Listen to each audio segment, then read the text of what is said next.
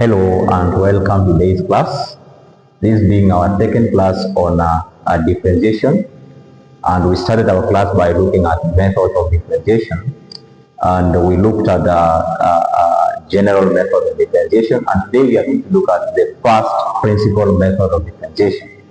So in first principle method of differentiation, if you have given a function f of x, and we are going to use our first principle to solve this, then we shall have f prime of x being equal to f of x plus change in x minus f of x all over change in x with the limit change in x heading to 0.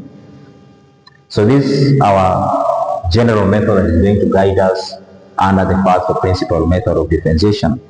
So let us look at the first example. If you are given a function y is equals to x, and you have to solve this using first principle, then we shall say, given a function y is equals to x, whenever you see y, add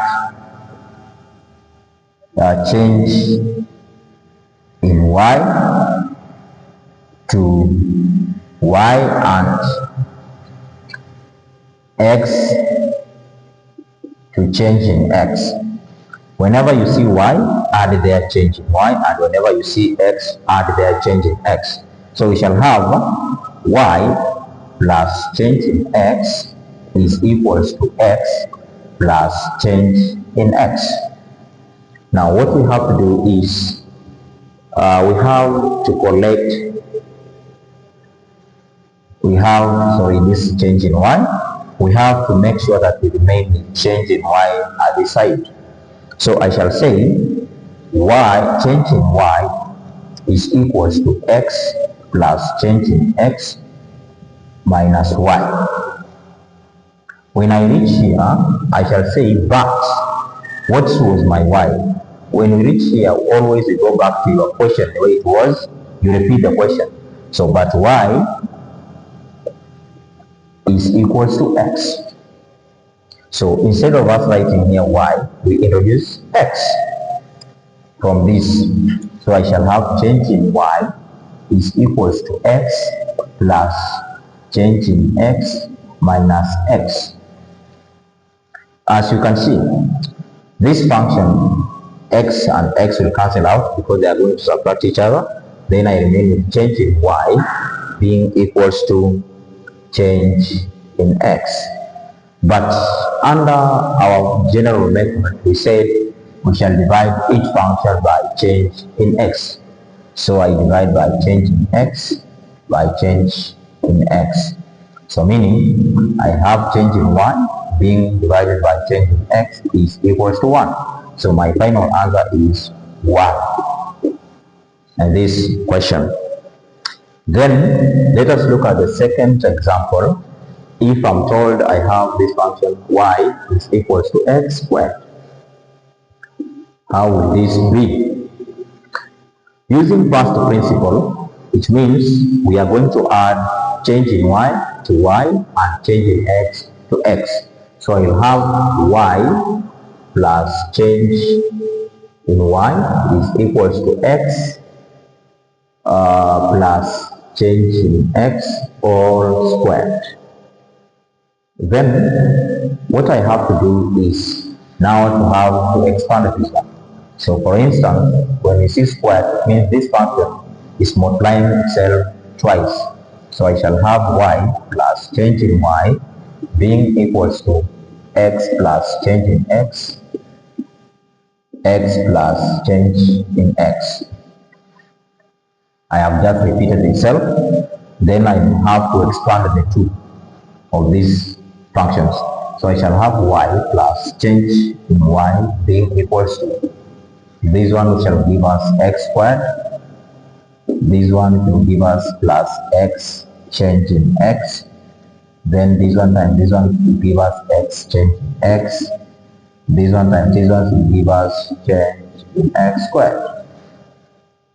Then if we simplify, we shall have y plus change in y is equals to x squared plus 2x change in x plus change in x squared. We have just added the 2. Find this one.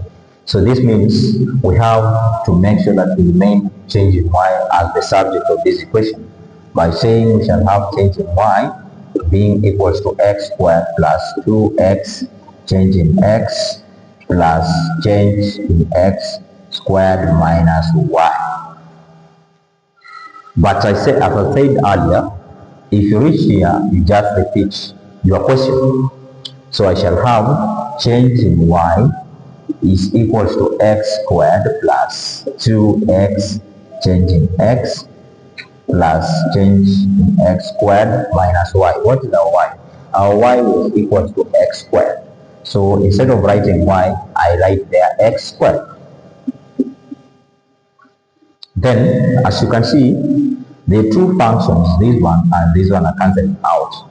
So I shall remain with change in y being equals to 2x change in x plus change in x squared.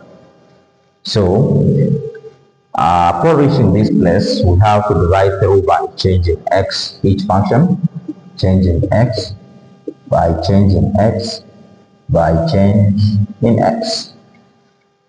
Now, we shall have our change in y being equals to divide by change in x is equals to this is now 2x because this function we cancel out this one, so we remain with we add change in x. But if we introduce the limits as change in x heading to 0, so we are going to have change in y out of change in x being equals to 2x plus 0 because the limit change in x is heading towards 0. So our final answer is equals to 2x. Now you can still prove this one using the general method and it shall give you the same response. Let us look at our very last example to this first principle method so that we can see how we should analyze such questions in your exams. So I shall say, the very last example, say, if you have a function y being equals to 3x squared plus, this is 2x. As usual, we said, we should start by saying, we add change in y to y and change in x to x. So I say y plus change in y being equals to 3 in brackets, we say x plus change in x but all squared plus 2 in brackets x plus change in x. Now what I have to do is now to expand this one and open those brackets. So if we expand this one, we had already expanded this one in our first example. So I shall have to say y plus change in y is equals to 3 in brackets.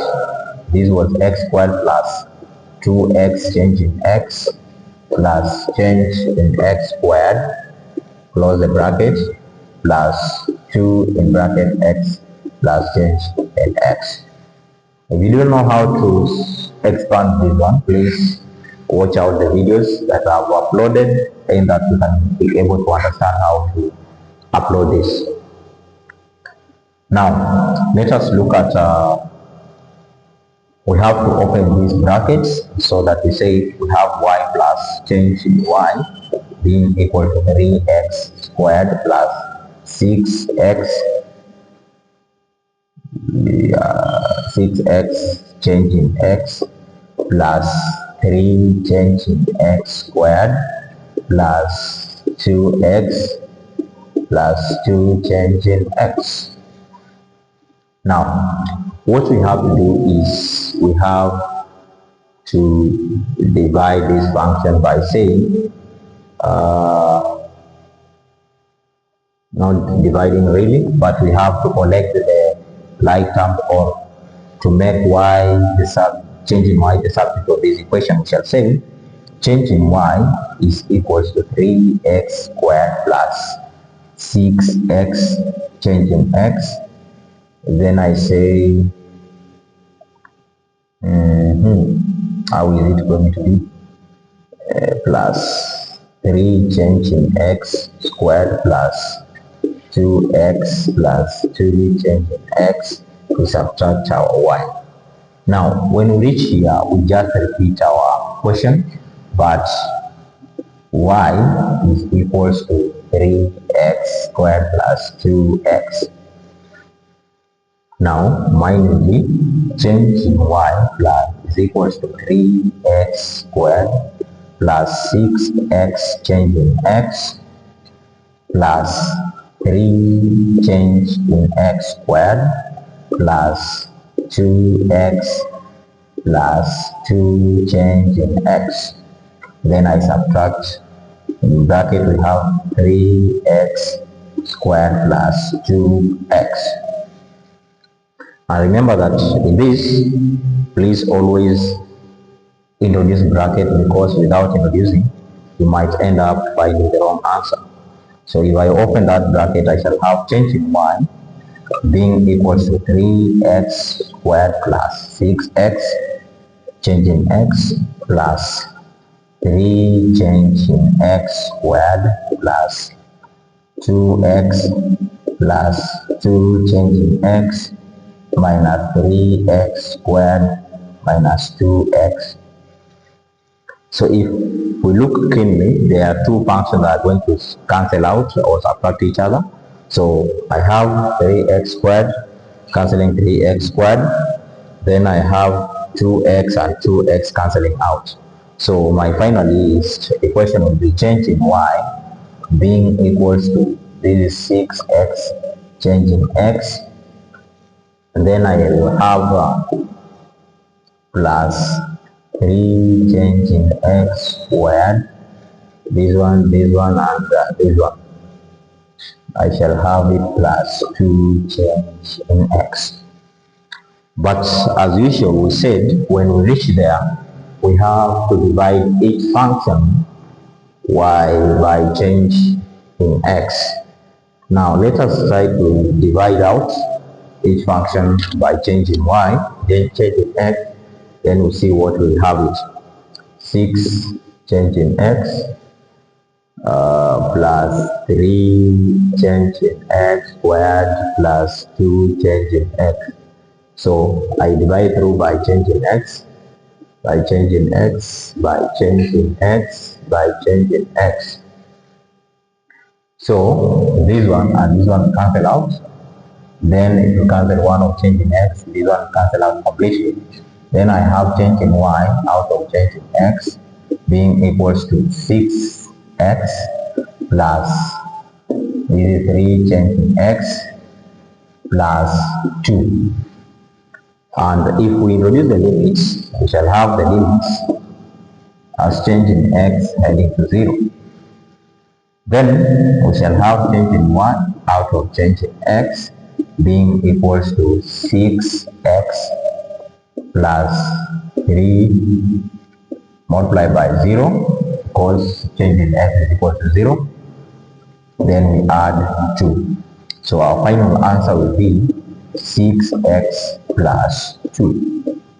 That becomes our answer. And in case you use a general method of differentiation, it will give you the same response. Thank you for watching this video. Follow for more information. We are going to do more examples on this in the next lesson. Thank you and bye-bye.